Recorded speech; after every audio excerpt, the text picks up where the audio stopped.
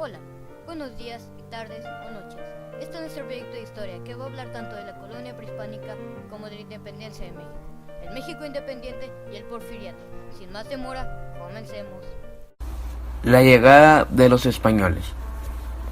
Cuando en septiembre de 1519 Hernán Cortés llegó con su ejército al territorio de Tlaxcala, contaba ya con una importante experiencia en enfrentamientos y alianzas con otros pueblos indígenas, concretamente con aquellos que habitaban entre la costa del Golfo y la bahía del poblano Tlaxcalteca. Su encuentro inicial con los señoríos de Tlaxcala sería violento, pues la alianza no vendría bien, sino después de un prolongado desgaste de fuerzas y de una serie de negociaciones y presiones por ambas partes. El 2 de septiembre de aquel año se produjo la primera batalla entre los guerreros tlaxcaltecas y las tropas españolas y sus aliados indígenas, mayormente campoaltecas. Tras algunas batallas más, el ejército de Tlaxcala se encontraba bastante diezmado, pues el español estaba a punto de ser derrotado. Entonces Cortés decidió intentar un pacto con su aguerrido enemigo. Para ello recurrió a un elemento especialmente sensible en el ánimo de los tlaxcaltecas. A cambio de la paz, les ofreció apoyo en contra de los mexicas y sus enemigos mortales. Conforme se multiplicaban las batallas, la pérdida de vidas y bienes y el número de poblaciones tomadas por el enemigo parecía confirmarse la idea de la que esta era invencible. Los señores de Tlaxcala se sentían cada vez más presionados a tomar una decisión, aunque esto mismo los enfrentaba entre ellos. Los caciques de Tlaxcala ofrecieron la paz a Cortés. Ofrecieron a Cortés una alianza amistosa para vencer a los de Tenochtitlan, pero esperan respeto por aquello que le sentían tanto orgullo, su libertad y su autonomía como nación. El 23 de septiembre de 1519, 21 días después de los iniciados los combates, Cortés y sus tropas se asentaban victoriosos y de manera pacífica en el corazón de Tlaxcala. Su camino hacia la capital del imperio azteca quedaba allandado y su dominio sobre él prácticamente asegurado. El sueño de los tlaxcaltecas estaba por hacerse realidad: provincia de Tlaxcala y la corona española. Este pacto inicial hispano-tlaxteca fue sellado con la entrega de varios indígenas nobles a jefes españoles. Pronto fue puesta a prueba la alianza la vecina Cholula, como enemiga perpetua de Tlaxcala y aliada de Tenochtitlan. Debía ser sometida, y lo fue con el lujo de violencia. A medida de octubre entraron con Cortés a Cholula a ser cerca de 5,000 guerreros tlaxtecas, mientras que algunos otros miles permanecieron amenazantes a las afueras de esa gran ciudad. Con la destrucción, muerte y pillaje ocurridos en Cholula, los tlaxtecas obtuvieron la cuota de una venganza largamente esperada. Con esta victoria, el cerco a la que Tlaxcala había sido sometida por los mexicas y sus aliados xultecas empezaba a romperse. Y como reflejo directo de ello, parte del botín estaba compuesta por mercancías de las que habían sido privados por largo tiempo: sal, oro, algodón, esclavos. La alianza hispano-tlaxteca salió fortalecida de Cholula. Este prolongado periodo, así como el buen recibimiento que Moctezuma II había dado a Cortés, hizo tener a los aztecas que tal vez los mexicas no serían conquistados como era su deseo, e incluso que llegaría a entablarse una alianza entre estos últimos y los españoles. Españoles, aztecas y además aliados se vieron obligados a huir de Tenochtitlan en medio de cruentes batallas. El primer intento por tomar la capital imperial había sido fracasado, y en él había muerto más de 1,000 tlaxtecas. Las tropas derrotadas regresaron al territorio tlaxteca en los primeros días de julio de 1520 para recuperarse y preparar una nueva embestida. Mientras tanto, los mexicas hacían esfuerzo por reconciliarse con los señores de Tlaxcala, para juntos poder derrotar y expulsar a los españoles. La suerte de México Tenochtitlan estaba echada.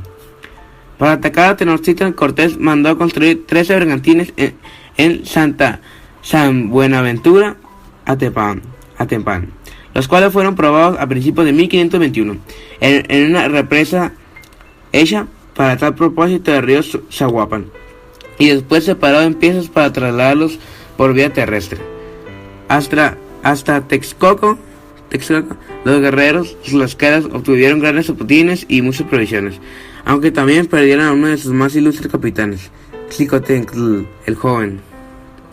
El 30 de mayo de 1521 se inició por agua y tierra el asedio a la capital del Imperio Azteca, en el que participaron más de 100.000 guerreros tlaxcaltecas, junto con otros muchos aliados indígenas y un puñado de soldados españoles. No obstante, la alianza con los conquistadores permitiría a los tlaxcaltecas no solo su sobrevivencia, sino además la probabilidad de contar con un amplio margen de negociación para seguir desarrollándose como una sociedad indígena. Años coloniales. El periodo de la colonia abarca 300 años y está usualmente dividido entre tres periodos. El primero y el más antiguo es el que corresponde al siglo XVI y corresponde a todo lo que pasó en la Nueva España, desde 1521 hasta 1600. El segundo es el del siglo XVII, que comprende lo que sucedió entre 1601 y 1700. Y finalmente el tercero y último, el del siglo XVIII, mexicano, y que se va de 1701 a 1800. En la época de la colonia, la religión católica ganó nuevos e importantes territorios, cambió el lenguaje y la tasa de las ciudades, las manifestaciones culturales y las artísticas, y se inició el mestizaje o sincretismo, es decir, la mezcla entre los conquistadores y los conquistados. Combinación que definió el carácter actual que tienen hoy todas las naciones llamadas latino o hispanoamericanas. La conquista militar y la conquista espiritual, y después a entrarse en cómo fue el establecimiento de las ciudades españolas, cuál la situación de las naturales, cómo estaba constituido y cuál era el funcionamiento del gobierno colonial, la importancia de las autoridades eclesiásticas, las nuevas formas de moral y también el terror que inspiró el Santo Oficio, todo ello sin olvidar, por supuesto, los estratos o castas de los que estaba compuesta la sociedad colonial. Menos importante fue por supuesto el arte y la cultura en la colonia, en cada siglo de XVI, XVII y XVIII tuvo manifestaciones particulares. La vida cotidiana y el surgimiento del criollismo, de donde salió el conjunto de hombres que finalmente habrían de terminar con la colonia y con la dependencia que de España tenía México, antes de llamarse como hoy se llama.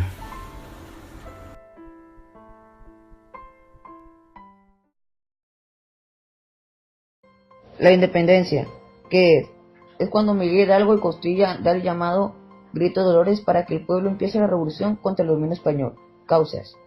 Que ellos querían los mismos derechos que los españoles. La Revolución Francesa, la explotación y la Reforma Borbónica.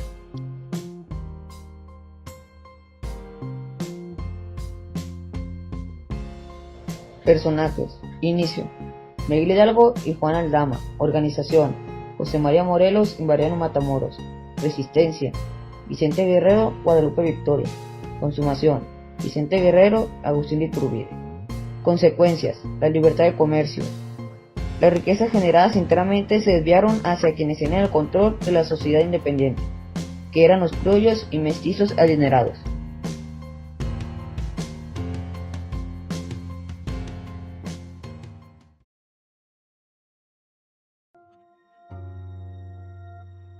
Antesala de la Revolución, periodo en el cual la economía de México tuvo un desarrollo sin precedentes en la historia del México independiente, que benefició a las clases altas como hacendados, industriales, inversionistas, extranjeros y banqueros. La mayoría de la población vivía en la miseria, como los obreros mineros.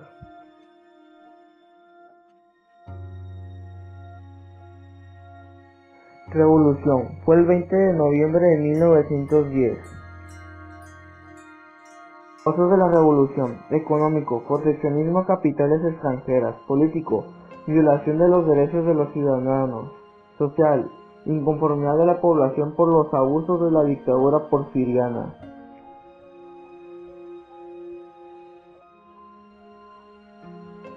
Personaje de la Revolución Mexicana: Porfirio Díaz. Marzo de 1908. Mencionó que México quería democracia. Francisco Madero. Partido Nacional Antireeleccionista. Hermanos Flores Magón. 1906. Fundación del Partido Liberal.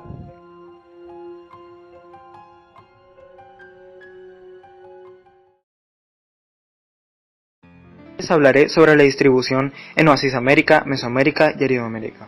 El origen de los primeros habitantes de América es la que plantea que animales y tribus asiáticas cruzaron hacia América del Norte, o sea, Oasis América. Cruzaron por el estrecho de Bering. Las tierras eran favorables para la agricultura ya que estaban llenas de oasis. Ahora hablaré sobre Aridoamérica. Aridoamérica ocupa lo que hoy es Baja California, gran parte de Sonora, Chihuahua, Coahuila, Nuevo León, Tamaulipas y regiones estadounidenses. Como su nombre lo dice, se trata de una extensa área de clima árido donde no era posible sembrar ningún tipo de cultivo. Por esa razón, no se dedicaron a la agricultura y siguieron siendo nómadas y subsistían de la caza, la pesca y la recolección. En el relieve pueden encontrar estas planicies y montañas muy abruptas. Ahora me pasaré con Mesoamérica. Fue una zona cultural donde florecieron las altas culturas prehispánicas, cuyo territorio es de la siguiente manera. En el norte comienza en el río Sinaloa, baja hasta la cuenca del río Lerma, sube nuevamente hasta llegar al río Soto de la Marina en Tamaulipas. En el sur van desde el río Ulúa en Belice y cruza por los ríos de Nicaragua hasta la península de Nicaya en Punta Arenas. En la región mesoamericana habitaban varias culturas sedentarias con una gran diversidad étnica y lingüística. Tenían características comunes entre sí. La base de su alimentación fue el maíz, tenían una escritura basada en glifos, contaban con 2 calendarios, tenían conocimientos astronómicos, juegos de pelota, etc. Hablaré sobre las culturas prehispánicas de Mesoamérica. Las culturas prehispánicas eran todas esas etnias de la era prehispánica. Un ejemplo de ellas son los aztecas, quienes fueron conquistados por los españoles. A continuación, hablaré sobre las culturas prehispánicas de Mesoamérica. Empezaré por la Olmeca. Tenía una economía agrícola, pero no fundó ninguna ciudad. Maya conforma varias ciudades, estados desarrollados por primera vez en la zona que ocupó. Purépecha fue un estado rival del Imperio Mexica. Zapoteca creó la primera ciudad del Valle de Oaxaca, denominada Monte Albán. Mixteca fue una sociedad militarista que conquistó a los zapotecas. Mexica fue un imperio militarista conquistado por los españoles en 1521. Teotihuacán fue la primera gran ciudad del centro del altiplano.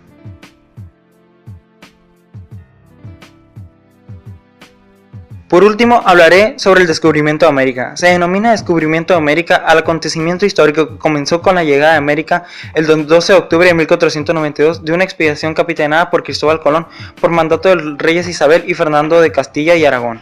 12 que había partido del puerto de Palos 2 meses y 9 días antes y tras cruzar el océano Atlántico llegó a una isla del continente americano, Guanaín, y a su regreso dio a conocer su llegada por el oeste al que creía era la India. Varios años después los europeos eran dándose cuenta de que las tierras a las que había llegado Colón no estaban conectadas por tierra con Asia, sino que formaron un continente distinto al que a partir de 1507 se le empezaron a llamar América.